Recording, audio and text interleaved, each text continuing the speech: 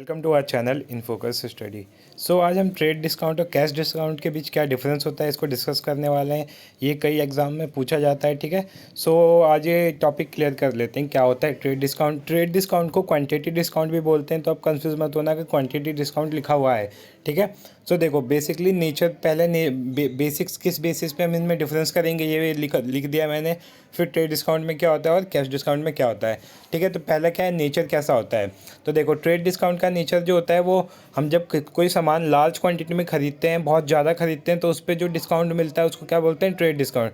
Like आप 1 केला खरीदने जाओगे 1 रुपये का मिलेगा, लेकिन आप 12 खरीदोगे तो 12 रुपये की जगह 10 रुपये में दे सकता है आपको, तो उसे क्या बोलेंगे, ट्रेड डिस्काउंट बोलेंगे। तो इसका नेचर क्या होता है, लार्ज क्वांटिटी होती है, ठीक है। और कैश डिस्काउंट में क्या होता है, it is allowed on payment being made promptly on before agree date. मान लो आपने कोई सामान ले रखा है, परचेज कर रखा है, बोला है अपने पेमेंट आप इस डेट पे करोगे, बट आप उस ड्यू डेट से पहले आप पेमेंट कर देते हो, तो उस पर कुछ आपको कैश का डिस्काउंट मिलता है तुरंत, ठीक है। तो उसको क्या बोलते हैं, कैश डिस्काउंट बोलते हैं। फिर रिकॉर्डिंग, इसको हम बुक्स में रिकॉर्ड करते हैं या नहीं करते, तो ट्रेड डिस्काउंट को हम रिकॉर्ड नहीं करते, ठीक है। सेपरेट किसी भी बुक में रिकॉर्ड नहीं करते, बट कैश डिस्काउंट को हम रिकॉर्ड करते हैं। कौन से बुक में करते हैं, प्रॉफिट एंड लॉस अकाउंट में इसको रिकॉर्ड करते हैं, ठीक है। सो 2 पॉइंट हो गए हमारे। थर्ड पॉइंट है डिडक्शन फ्रॉम इनवॉइस। हम इसको इनवॉइस से डिडक्ट करते हैं कि नहीं करते।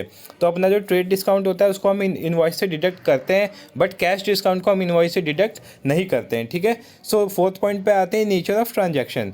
तो हम देखो नेचर ऑफ ट्रांजैक्शन का मतलब होता है कि हम किस मतलब कैश और क्रेडिट दोनों में ट्रांजैक्ट करते हैं या नहीं करते।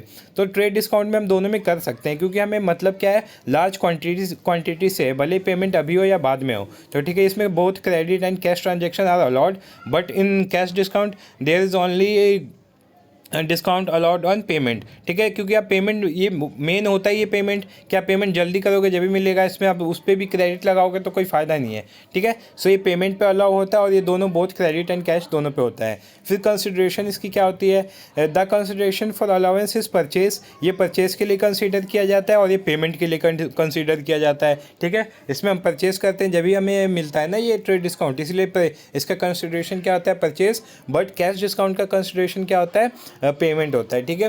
फिर रिलेशन क्या होता है, सिंपल साइज का रिलेशन, ट्रेड डिस्काउंट का रिलेशन किससे होगा, हाई सेल, मतलब सेल्स को अपने हाई करने के लिए हम करते हैं ये, ठीक है। बट कैश डिस्काउंट का क्या होता है, पेमेंट से होता है कि हमारी पेमेंट जल्दी से मिल जाए, ठीक है।